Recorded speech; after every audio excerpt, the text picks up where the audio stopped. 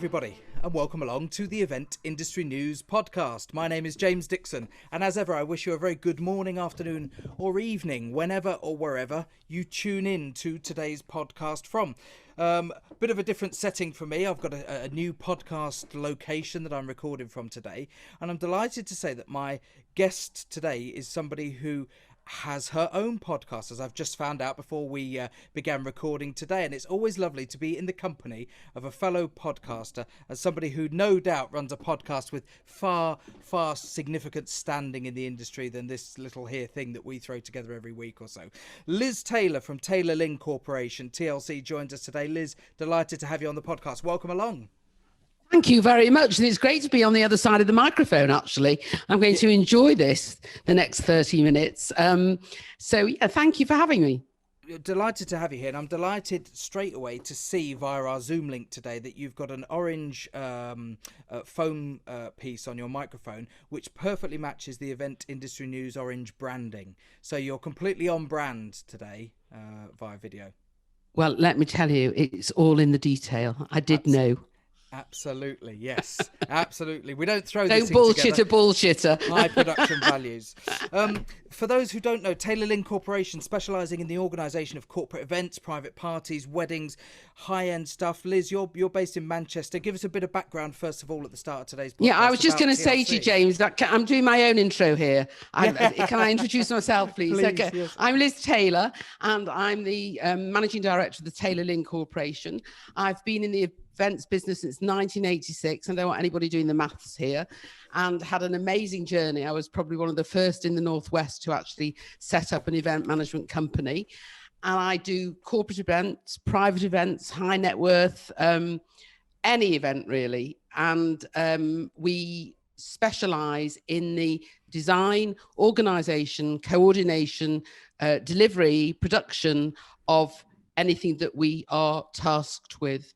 And clients include, I've worked for Manchester United since 1995. I've been to Moscow with them all over the world, Coronation Street, lots of corporate brands, lots of high net worth individuals, and it's in my blood. So that essentially is what I do, together with my podcast, which is Events That Made Me, and a consultancy that I set up during lockdown, which we'll come on to if we've got time.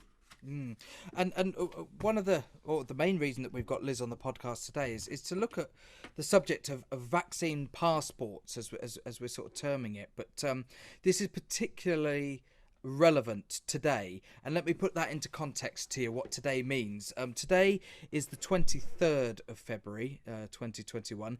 Yesterday there was a significant announcement by the Prime Minister setting out the roadmap towards the end of lockdown, and the roadmap that ultimately takes the UK out of lockdown. And that was of particular interest for the events industry, because let's face it, the industry has essentially been on its knees now for nearly 12 months. And one thing that's been talked about with the industry, Liz, for several months now, probably since summer last year, very early stages of lockdown, was this idea of being able to potentially prove if you are not carrying the virus at any point in order to gain access to events. I'm curious to maybe ask, first of all, when did you first hear of this as an idea? When did it sort of first cross your path? And well, I think it's interesting. I think it's interesting, James, because as we all know, the event industry has been probably, together with hospitality, and we put them all under one umbrella, the worst hit. And I don't think, unless you are in the industry, that you actually understand how badly it has been hit. It's been muted from the very beginning. Once we understood the severity of what was happening and the implications, then all options were put on the table by those of us in the industry. My view is mixed, really. I think that if you roll the clock back many, many, many years, we had the plague in London, and we've had flu, which was an epidemic, and flu we live with. And I think that we will live with this eventually. I think that whilst the government have been heavily criticised, I'm not quite sure that anybody could have got it right. And I think that the National Health have just endorsed everything that we all ever really thought. I mean, we've got the best national health service system, and without their cooperation, I'm not really quite sure where we would all be. But in light of that, they're rolling out these vaccines, you know, millions and millions, and that is going to be the saving grace. I'm not quite sure how realistic it's going to be when you have a conference or an exhibition to expect everybody to bring some sort of authority, identification, or however you want to call it, to prove that they have either had the vaccine or that they've got that they're negative. So I think there's going to have to be some compromise in how they deliver it. And I suppose with an exhibition, it can be, as you and I were discussing before we actually started this podcast, it can be part of the ticketing process. But it's going to be very hard to actually, when I say prove, you know, we will not know. I think the vaccine authorization is probably more realistic than the COVID testing. Yeah, indeed, in terms of being able to prove that you've had the vaccine rather than prove that at any given point you are negative of the virus. Correct. And I think it's the same with flu. You know, how many times have we been, I know for me, I've, you know, dragged myself onto Confex or one of these exhibitions feeling rubbish, coming down with the flu and thinking, well, you know, I'll take 2 Nurofen, I'll be fine, I need to go. Yeah. And it's the same. It is the same. It will be exactly the same once we have it completely under control. Indeed, and again, to put it into context, because we're never quite sure when people are going to listen to any episode of the podcast, because they're all available. But of course, putting it into direct context of where we sit today, there has been stuff in the news this morning from the Health Secretary Matt Hancock saying that this virus is something that we're going to learn to have to live with, like we live with flu. You know, we have to get it to a level where we can live with it every winter time. People go and have their winter flu jab if they're in a vulnerable category, and it does look like that's the scenario that we're moving towards.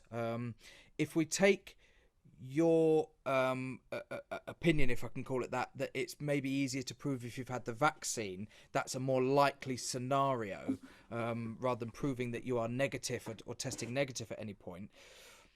There is. Bear with me. We have a technical hitch. Just hold the line, caller, please. We're holding the line while Liz. Thank you. Sorry, I'm here. I'm back. Yeah, there is a counter argument to the whole sort of vaccine passport or any sort of certification that from people who say it's discriminatory. You know, people have a right to not have the vaccine and to choose not to have it for whatever reason they have, and by going down the route of vaccine passports or some proof that you've had the vaccine, you are essentially excluding people who have chosen of their own volition not to have the vaccine. What's your particular opinion on that and how it could potentially exclude people? I don't think that they are being excluded. I think they're probably choosing to be excluded. I mean, some common sense has to prevail here. You know, we've had a national pandemic. Tens of thousands of people have lost lives. We all know the effects that we've had to live with for the last 12 months. I think that if by having a vaccine passport or however you, I mean, listen, we all walk around with our national insurance number. You know, I walk around and this is your Q here, James. I walk around with my senior rail card, Q. What a delightful thing to have. No, you're not meant to say that. You meant to say, "Oh my God!" Surely not, Liz. Exactly. Thank you. Surely you cannot. Thank God, you're a bit slow there. But so I think, you know, we walk around. We have a vaccine, a card that we show. If you choose not to have the vaccine, then so be it. But everything comes with consequences, and I don't think that it's fair to put other people at risk because of other people's choices. So we're not saying you have to do this and you have to do that, but it's like anywhere where you want to gain entry. I mean, I think you've got to think of it realistically. There will be people going to these events and going to these seminars and going, you know, in the industry, thousands of people walking through a door, and there will be vulnerable people there. There'll be people with asthma, there will be people with underlying health issues that have had the vaccine, and they have to be protected. And I think that we all have to protect society. So, your choices, you make your choice, and you live with the consequences. Well, and if I can offer a personal opinion on this, I gave it some thought last night, and I likened it to that there are already examples in life of this scenario presenting itself where there is a choice and a consequence. The one that I felt was the closest was when the indoor smoking ban was brought in a few years ago. The choice of somebody to smoke wasn't taken away from them. They were simply told that if they wanted to smoke, they now had to do it outdoors, so as not to put people who choose not to smoke indoors at risk. And I think that my personal opinion is that the vaccine passport idea is not taking away anybody's right to choose not to have the vaccine if they choose to go down that route. That's their prerogative. It is simply a consequence that if you choose to do something that potentially puts other people at risk, you are therefore forfeiting the right to be able to gain access into certain events. I think the similar thing could be said loosely for things like flying. If you attempt to board a flight and you're absolutely drunk out of your skull, they can stop you from getting on that flight. Nobody's taking away your right to drink. They're simply saying that if you choose to do so to that extent before getting on a flight, you may not be able to get it. So I think we live with examples like this in life already. And that's a personal opinion that, if somebody chooses not to have the vaccine and they can't go to an event as a result of it, then potentially so be it. That's your choice. I agree. And I think you also have to look at what it's cost us, what it's cost the health service, what it's cost the government. We're not asking anyone to pay for it. Mm-hmm. We're giving it, and it's there to protect you Mm-hmm. and protect others. And so, I am not a believer that we are withdrawing a right by not allowing somebody access to an event that has certain, that comes with certain, what's the word I'm thinking of, James, here? Help me, because I know we don't edit Constraints. This. Correct, that's it. Just checking that you're listening. Absolutely. Thank you. So that's my view in a nutshell. Yeah, we don't want to constrain people. One thing that I'd like to ask you is particularly given the nature of the clients that you service, significant brands, like you said, high net worth, people who, probably got very high profile audiences in attendance. Is the implementation actually at ground level, i.e. at the front door of an event, of being able to manage this effectively? Because one thing as an organizer that you don't want to do is hinder the experience that your guests and your audiences and your attendees are getting by attending the event that you're organizing. Do you think that we're in a position where we can actually facilitate something like these sort of checks at the front door of an event? I think this is a very interesting question. Because I think there are different restrictions for different events. As we've all learned, there will be clauses in terms and conditions. There will be insurance restrictions. The host, if we're talking about a private event, the host will be totally responsible for the well-being of those guests under these circumstances. Now, I have something like £50 million worth of public liability cover. So if you tripped over a light, a battery operated light in my marquee, I am responsible for that. And consequently, so is the production company. So the guest, if the guest were to claims through us, and we are responsible.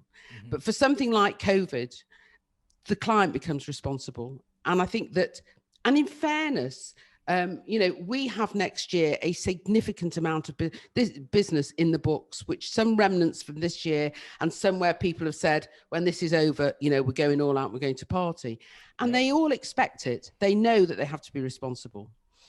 In order to protect the client, I can then come up with some suggestions. So I can say, look, in the invitation pack, which is designed and bespoke for the event, let's put something in about we either send out a lateral test, or we say, you are responsible for your own health and well-being, and so we can include it so that they are aware that they need to be sensible.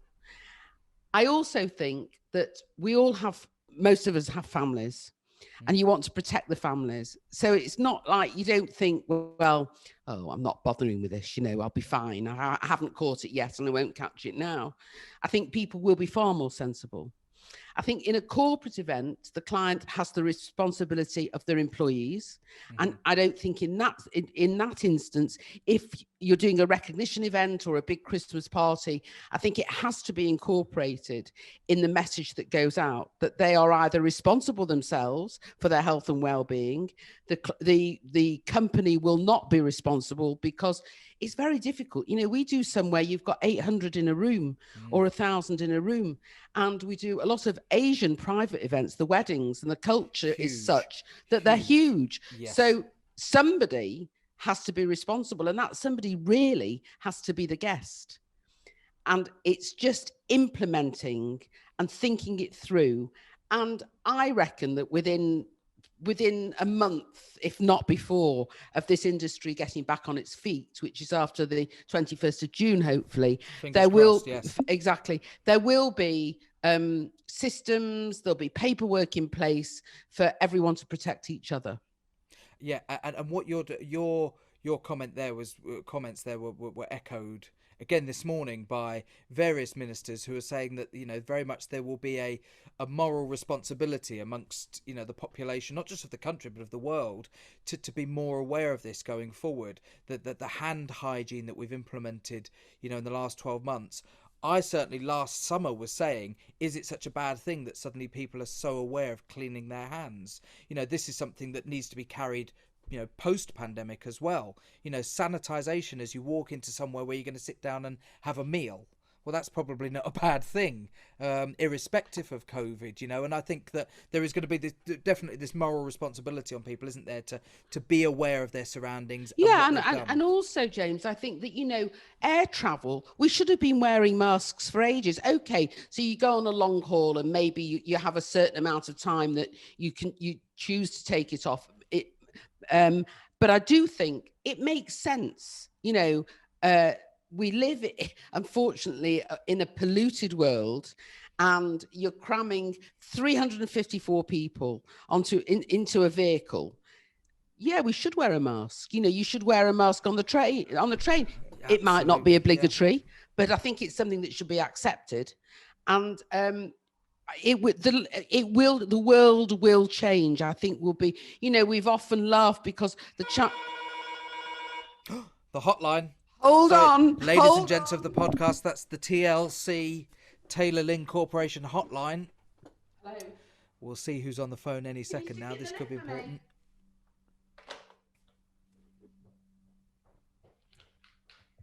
This will be the most bizarre podcast you've ever hosted. I'm sorry, but I can assure you, if you refer back to anything between episode 1 and 30, you will find it's by far not the most bizarre podcast we've ever done.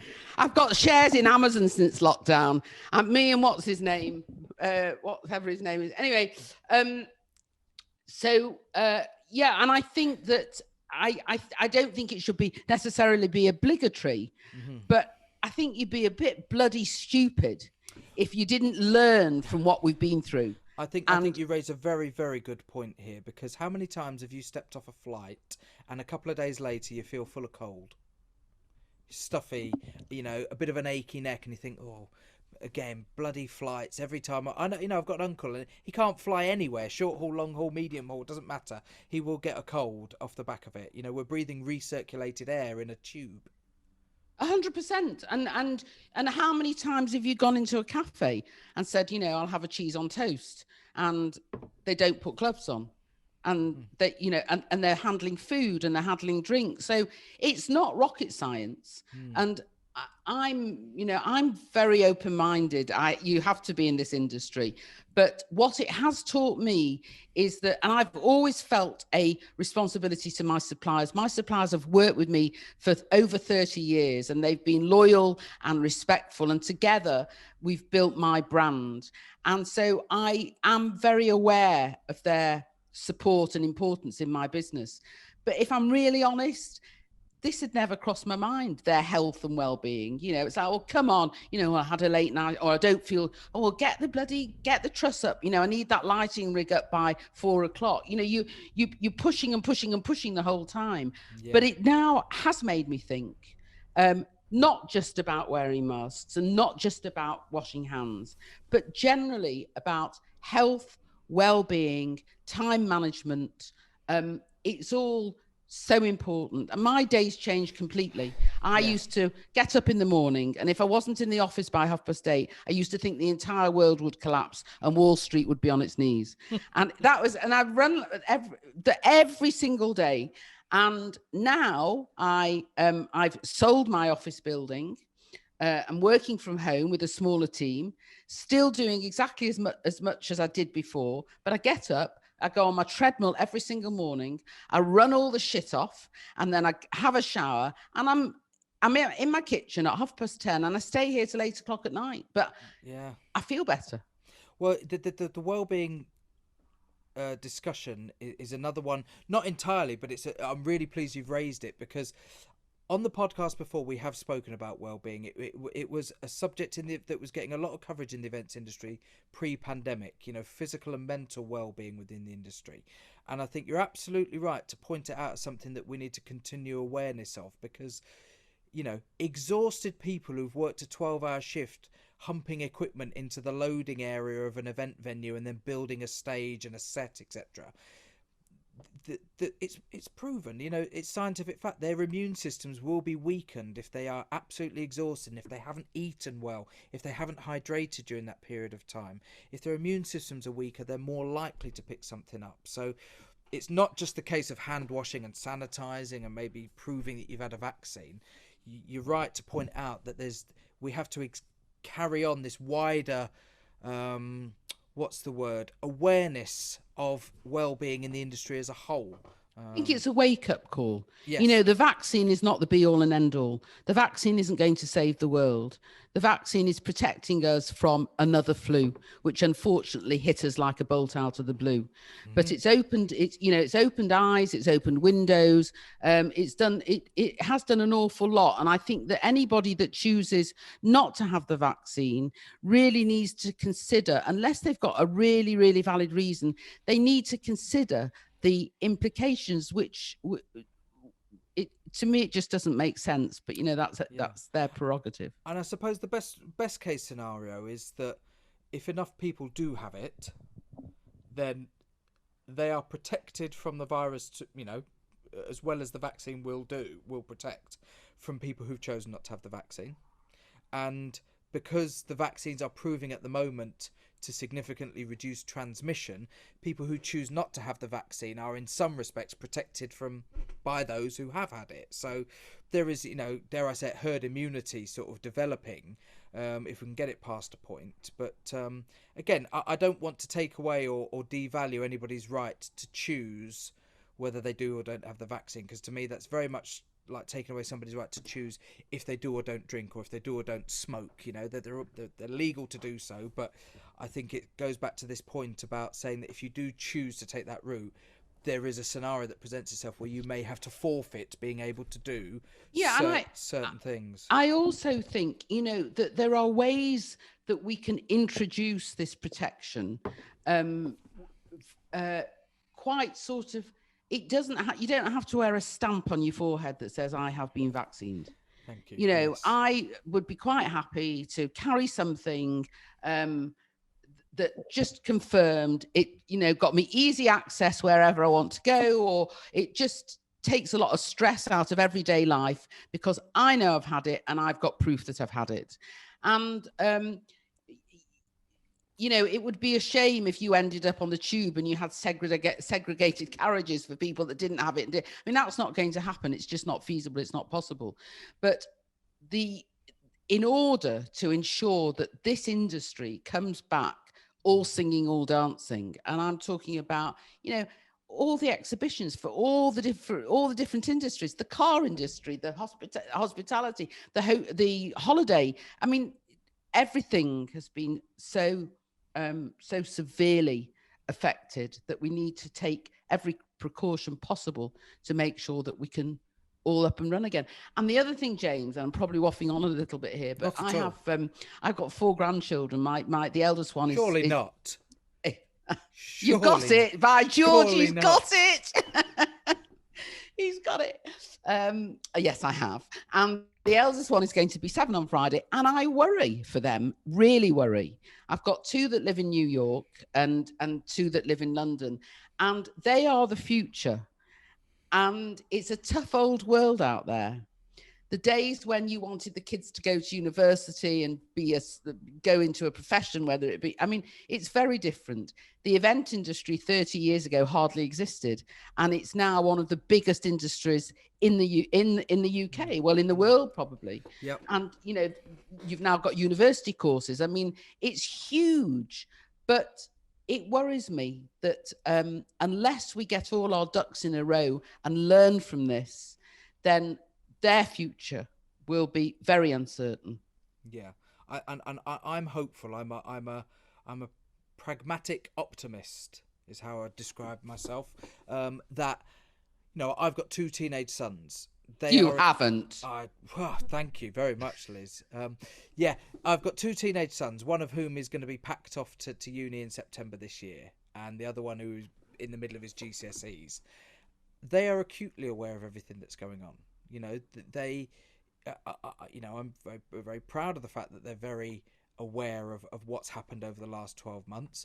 I've no doubt at all that when the eldest goes to uni, he will take the necessary precautions, no pun intended, going off to uni, but washing the hands, being aware of. So he's actually going to do music related studies, production and recording and songwriting. So he will be in and around venues and places. And I think actually we don't maybe give the younger generation the credit that they deserve sometimes of being as aware as they are of what's happening at the moment. I think we're quick to damn them when they go off and do stupid things like get drunk in the park in groups of 50 like they did last summer, and we saw examples. But the flip side to that is a lot of young people who are aware of what's happening, and I think will carry what they've learned in the 12 months into the next generation.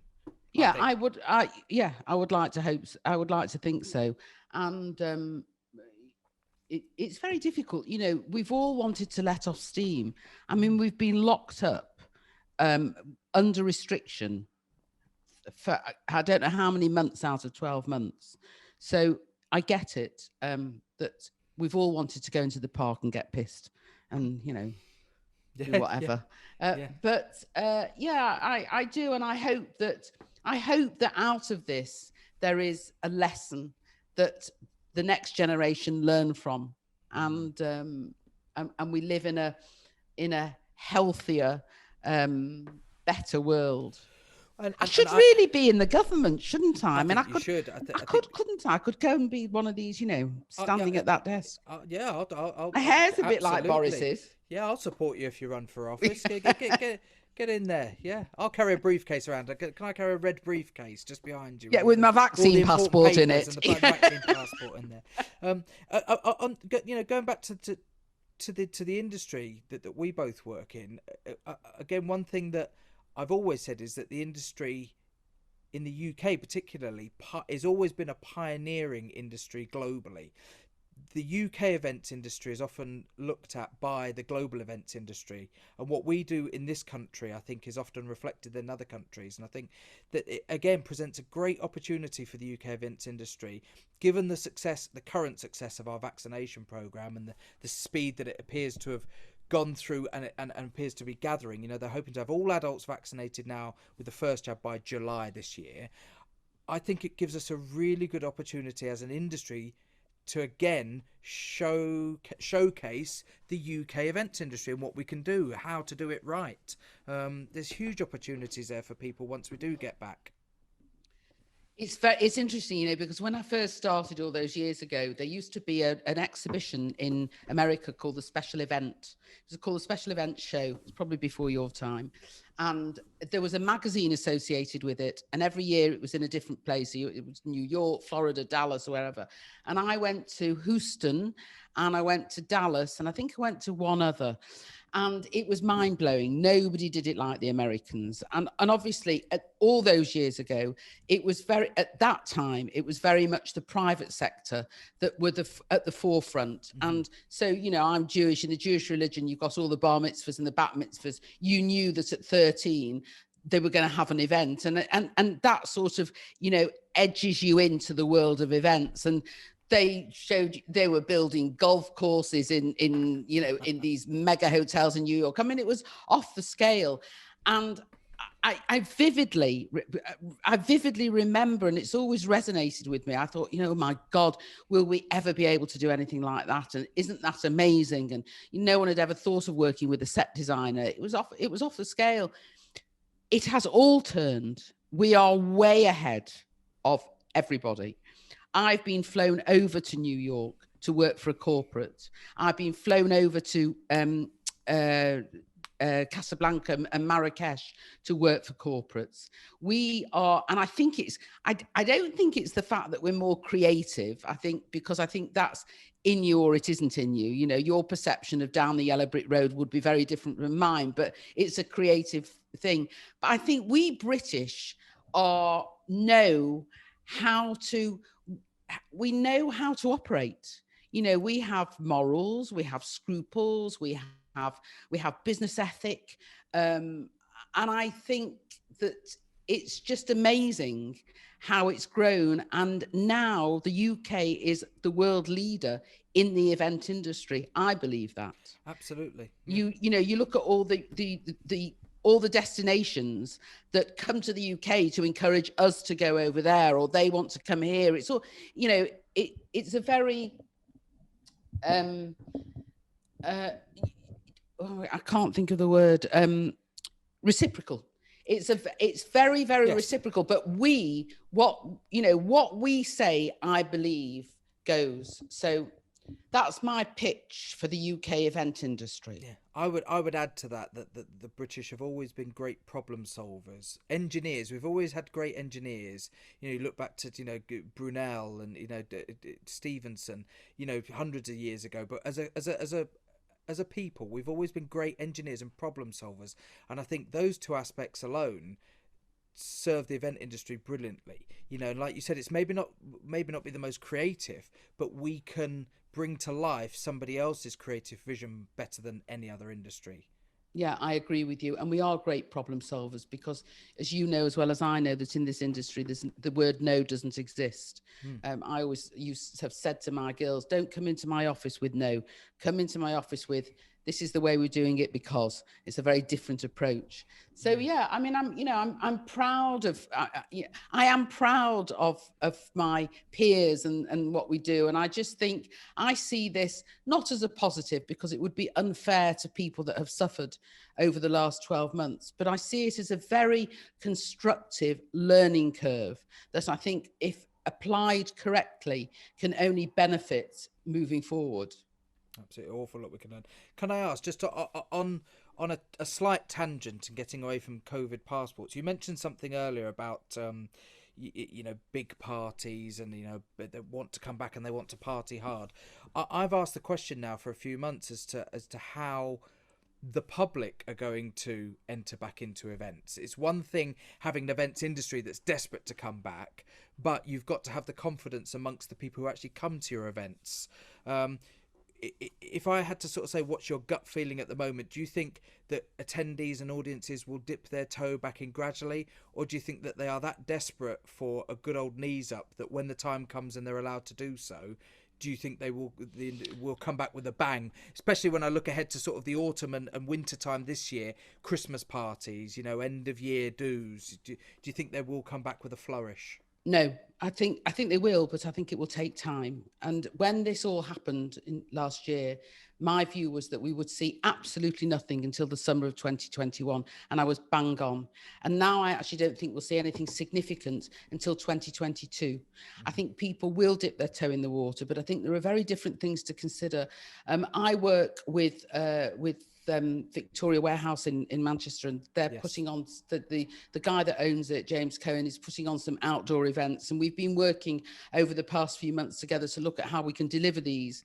And they were going to be socially distanced, and we've looked at locations and fields. Well, now we know that come 21st of June we can do it. We have got two or three venues in place, and it will be, you know, live music outside, food vans, and will be very well attended. But I don't think, you know, Glastonbury's cancelled. I don't think that's going to reopen this year. I don't think it can. I think we still have to be mindful that there has to be some element of social distancing. As you say, the washing of the hands. We can't just open the gates to a field and say to 1,500 people, right, off you go, you know, have a party. And I think it would be foolish to, because I think the outcome could be disastrous. I think that is also, I think Christmas parties I think they'll happen, but I think it'll probably be where you might have had 500 or 800, they'll do it in divisions. So if I work for an insurance company based down in London, instead of having 400 people in one room or in a marquee, they might have different departments, and they'll take 80 here or 100 there. Yes. And I think I would encourage them to do that. And it's the same with the private events, whereas you might have an 18th or a 21st. People will think about how it's delivered so that it shows, not just for everyone else to see, but for your own peace of mind. I don't want to be stood there at 2 a.m. with my heart in my mouth, thinking that I'm putting people at risk. I'd be finished. So I think it will come back. The short answer to your question is, I think it will come back slowly. I don't think we're going to open the gates and everyone's going to run and have a party. Yeah, and it's interesting you said that, because I did say that for the festival industry, and what I'll give a plug here. Actually, we're going to be speaking on either the next episode or a couple of episodes time on the podcast to Nick Morgan from We Are the Fair, who has been in the media, you know, quite frequently over the last sort of 6 to 8 months. And they have a huge presence within the festival industry particularly, and it'd be interesting to get his take on that side of things, because I've said that this situation over the last 12 months presents an opportunity for smaller boutique events. You know, nobody wants to see the end of huge, large-scale events. We all want to see them come back. But by the same token, I think we have to maybe appreciate and acknowledge that audiences may just feel safer, certainly in the short to medium term, going to smaller events. And I think that presents an opportunity for potential, you know, independent festivals, smaller outdoor events, boutique events. I think all of that is opportunity for lower numbers to gather and still have a great time. Absolutely. And I actually don't think it's a bad thing. I think for the industry, you know, for boutique venues, smaller venues, all of a sudden, you know, they're up there and they're getting a piece of the action, a piece of the pie. Yeah. And I think that with the festivals, it makes sense. You know, we're not saying that we're not doing them, but everything becomes a bit more exclusive. And I don't think that's a bad thing. No, absolutely. Liz, thank you very much for speaking to us today. Thank you. Have we gone over the time? No, not at all. We're not out of time. But what I'd like to say is, can you come back on again? Oh, would you? Because what I'd like to do, I'd love in a few months, particularly because, as we said earlier on in today's podcast, we're recording this on the 23rd of February. Yesterday, the 22nd, it was the roadmap out of lockdown was announced. Now, if all goes to plan, as Liz has mentioned a couple of times, the 21st of June is a key date, because that's when we think that could be the end of it. But of course, what was made clear yesterday is that those dates during that roadmap can get pushed back at any point if they feel that there's a need to do so. So I think maybe in 2 or 3 months' time we may have a better and a clearer picture on this. And I'd love to see what you guys are up to and how things are shifting with your business and with your clients, and maybe to get a feel for what is happening amongst audiences and the people that you're working with, Liz, if you'd like to come back on and share some more thoughts with us. I'd absolutely love to, and I would love the opportunity as well to discuss the consultancy business, the Liz Taylor Consulting, which I set up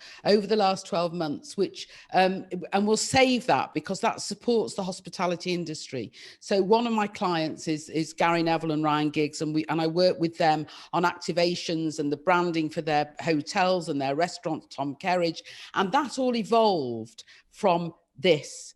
And rather than pivot and go virtual, which a lot of people did, yes. I was very convinced that live events rule, and I wanted to focus and put my energies into that. And so that was how the consultancy was born. And I'm really excited about it because the two go hand in hand.